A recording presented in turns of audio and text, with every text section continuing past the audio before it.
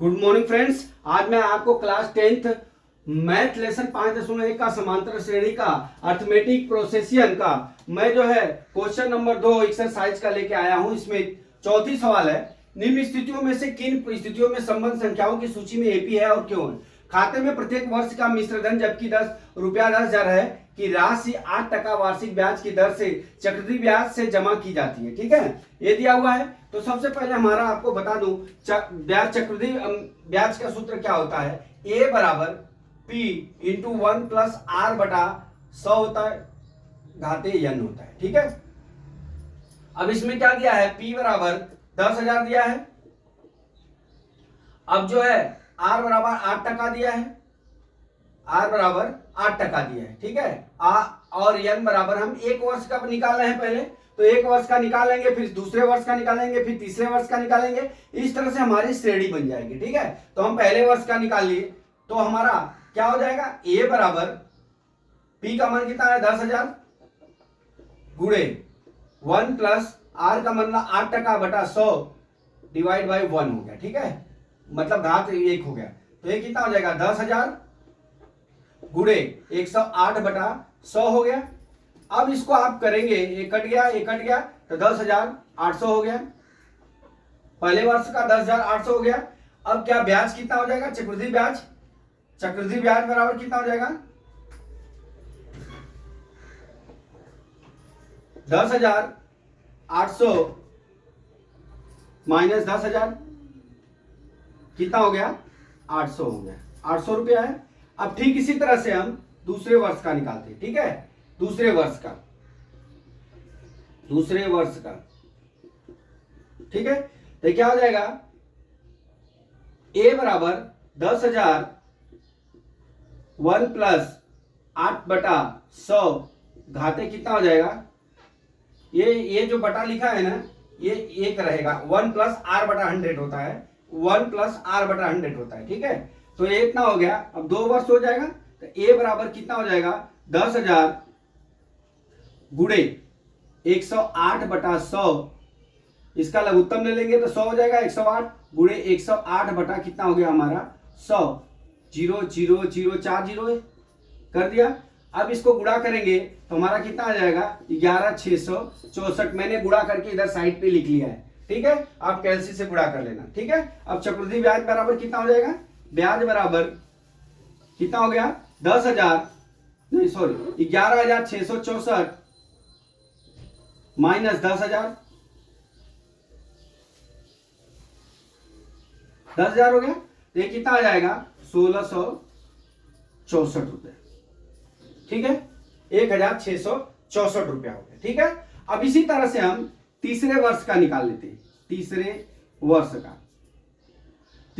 का जब निकालेंगे आप तो क्या होगा, तीसरे वर्ष का मैं रेड पेन से लिखता हूं। यहां पे भी क्या हो जाएगा, ए बराबर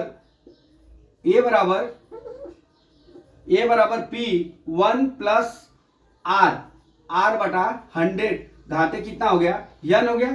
ए बराबर कितना हो जाएगा, पी का मान कितना है 10,000। ठीक है, 1 प्लस 8 बटा 100 घाते 3 हो गया। ठीक है, अब यहां पे कितना हो जाएगा 10,000 गुणे 108 हो जाएगा बटा 100 गुणे 108 बटा 100 गुणे 108 बटा 100 हो गया। ठीक है, अब इतना हो गया। अब हम क्या करते हैं, इसको 2 4 ये कट गया। अब हम 108 गुणे 108 करेंगे तो हमारा कितना आ जाएगा 12,597.12 आ जाएगा, इतना आ जाएगा 12,597.12। मैंने यहाँ पे गुणा करके भाग करके लिख लिया है। ठीक है, आप ये तीनों का गुणा करेंगे तो 12 इतना आएगा, इकाई दहाई सैकड़ा हजार 10,000 लाख 10 लाख 1,25,000 1,25,000 इतना 12 लाख इतना आएगा, इतना संख्या आ जाएगी। अब इस संख्या को हम ये लिख लेते हैं। अब यहाँ पे हम ब्याज निकाल लेते हैं। ठीक है, ब्याज निकाल लेते हैं। ब्याज क्या हो जाएगा हमारा, ब्याज बराबर 12,597.12 माइनस 10,000।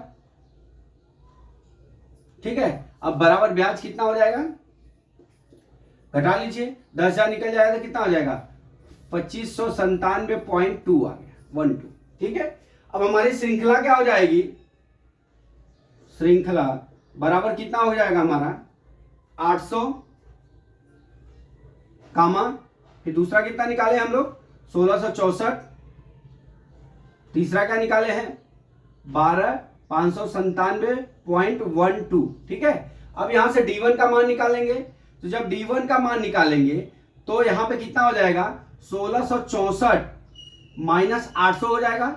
अब घटा लीजिए तो कितना हो जाएगा 864 आ जाएगा, 864 हो गया। D1 का मान कितना हो जाएगा हमारा 864, ठीक है। अब D2 का मान निकाल लेते हैं। D2 का मान यहां मैं लिखता हूं, अब ये जो तीसरा वाला ज्ञात किए मैं मिटा लेता हूं क्योंकि जगह कमी है थोड़ी, ठीक है। अब हम D2 का मान निकाल लेते हैं। श्रृंखला हमारी ये जो तीनों आया है चक्रवृद्धि जो ब्याज आया है हमने वो लिखा हुआ है। अब D2 निकाल लेते हैं।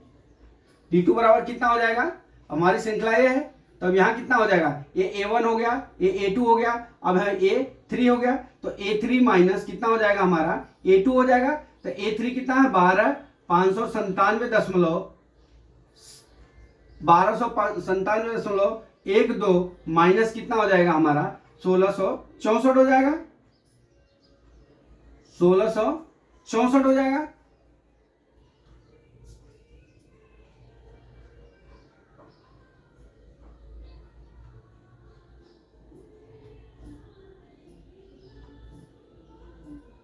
घटा लीजिए, यहाँ 12 हो जाएगा, यहाँ 7 में 4 गया 3 हो गया, यहाँ 9 में 6 गया 3 हो गया, यहाँ 15 में से 6 गया 9 हो गया, यहाँ कितना 11 में से गया 10 हो गया। अब यहाँ पे देख लीजिए जो हमारा D1 और D2 का जो मान आया है वो समान नहीं, ठीक है। D1 और D2 का मान समान नहीं है, इसलिए श्रृंखला AP नहीं है। तो यहाँ पे हम नीचे लिख लेंगे, यहाँ पे चूंकि D1 not is equal to D2 इसलिए श्रृंखला क्या है, श्रृंखला AP नहीं है। तो दोस्तों इसमें कुछ करना नहीं था, इसमें खाली हमको 3 वर्ष का ब्याज 3 वर्ष का मूलधन मिश्र धन निकाल के ब्याज ज्ञात करना था। ब्याज ज्ञात करके हमको जो है श्रृंखला बना लेनी है और श्रृंखला बना के D1 और D2 का मान निकाल लेना है और देख लेना है अगर समान अंतर पे आ रहे हैं उनके ब्याज तो हमारा क्या हो जाएगा, श्रृंखला AP होगी। अगर नहीं आ रहा है तो श्रृंखला AP नहीं है, ठीक है। तो हमने पहले वर्ष का निकाल लिया ब्याज 800, दूसरे वर्ष का निकाला 1664 रुपया और तीसरे वर्ष का निकाल लिया कितना हमारा यहाँ पे 2597 था, सॉरी यहाँ पे क्या है, यहाँ पे कुछ मिस्टेक हुआ है, यहाँ 2597 होगा यहाँ पे श्रृंखला में, ये 12,000 नहीं होगा, ये श्रृंखला में 2597 रुपया होगा ब्याज, 2597.12, ठीक है। अब यहाँ पे क्या कर देंगे D2 का मान 2597.12 माइनस 1664।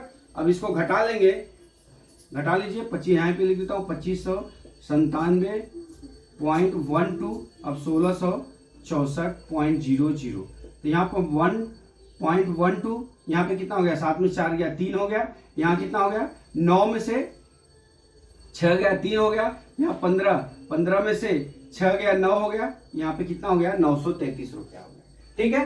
तो यहाँ पे D1 का मान 864 और D2 का मान कितना हो गया 933 रुपया, ठीक है। जो कि D1 और D2 बराबर नहीं है इसलिए हमारी श्रृंखला AP नहीं। तो दोस्तों मैं आशा करता हूं कि सवाल समझ में आ गया होगा। अगला सवाल मैं कल फिर लेके आता हूं। जय मां सरस्वती, जय भारत माता, जय जवान, जय किसान।